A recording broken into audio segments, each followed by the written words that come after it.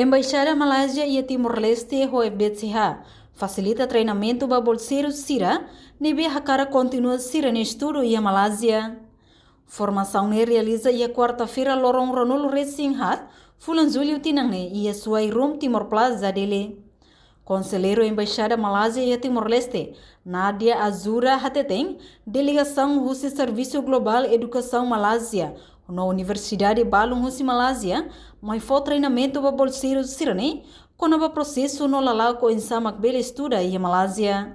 Hari ini kita telah menjemput EFGS Education Malaysia Global Services dan juga beberapa universiti daripada Malaysia untuk datang ke Timor-Leste untuk memberi taklimat kepada pertamanya kepada calon-calon beasiswa, penerima beasiswa Kerajaan Timor-Leste, yang kedua kepada pelajar-pelajar akhir daripada sekolah, dan yang ketiga daripada peserta Future ASEAN Leaders, untuk mereka mengetahui sedikit tentang prosedur dan juga peluang-peluang untuk melanjutkan pelajaran di Malaysia. Dan di hari ini kita berbesar hati untuk menerima delegasi daripada Malaysia.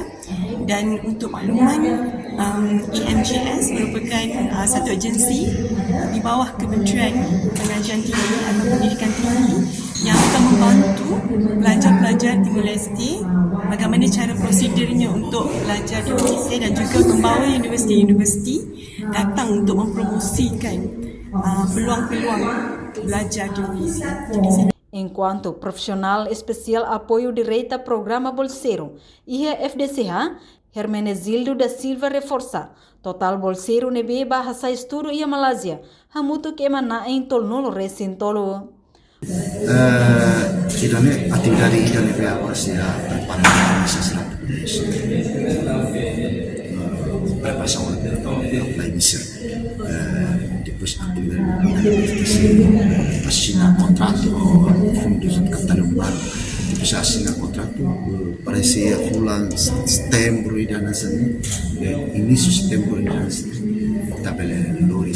Portanto, tinang Fundo de Desenvolvimento Capital Humano aloca osamba programa Bolsa Estudo niang hamutuk $1.5 inclui ba bolseiro Tailândia, Brasil, Portugal, nomos Indonésia quase emana em atustolo tolnolo racing hito. Reportagem Marquita da Silva, Televisão Timor Post.